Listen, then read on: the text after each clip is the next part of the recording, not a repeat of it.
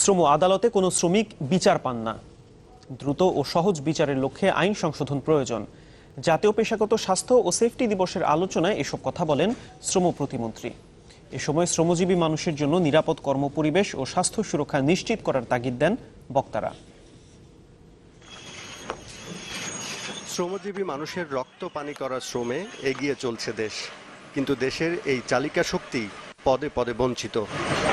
Tazreen fashions, Rana প্লাজার মতো ভয়ঙ্কর দুর্ঘটনা চোখে আঙ্গুল দিয়ে দেখিয়ে দেয় শ্রমিকের কর্মপরিবেশ কতটা অনিরাপদ।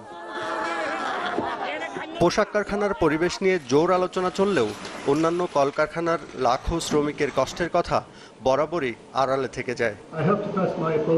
জাতীয় পেশাগত স্বাস্থ্য ও সেফটি দিবসের আলোচনায় উঠে আসলো এমন অনেক কথাই। সবচেয়ে দুঃখজনক তথ্য দিলেন শ্রম প্রতিমন্ত্রী।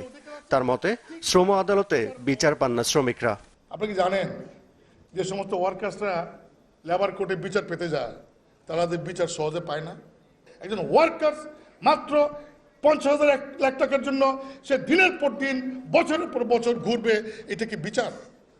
আমার তো মনে হয় যে সময় আসছে এই বিচার পাওয়াটা নিশ্চিত করার জন্য সংক্ষিপ্ত সময়ের মধ্যে লেবার ল অ্যামেন্ডমেন্ট করা প্রয়োজন। কর্মপরিবেশ ও শ্রমিকের নিরাপত্তা নিশ্চিত না করলে কাউকে ব্যবসা করতে দেয়া হবে না বলে হুঁশিয়ারি উচ্চারণ করলেন বিজিএমইএর সভাপতি। শ্রমিকদের জীবন নিয়ে যেসব ফ্যাক্টরি হুমকিতে থাকবে সেই সব ফ্যাক্টরি কোনো অবস্থায় আমরা ব্যবসা করতে দিব না। আর বাণিজ্য মন্ত্রী জানালেন, প্রতি বছর 5% হারে মজুরি বাড়ানোর পরিকল্পনা আছে সরকারের।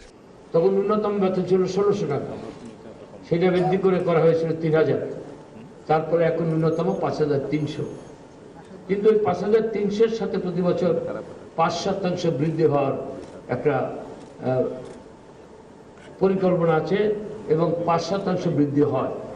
শিল্প কারখানার পরিবেশ নিরাপদ ও স্বাস্থ্যসম্মত করার ক্ষেত্রে মালিক শ্রমিক এক হয়ে কাজ করার তাগিদ দেন সবাই। GM Mustafizul Alam, channel 24, Dhaka.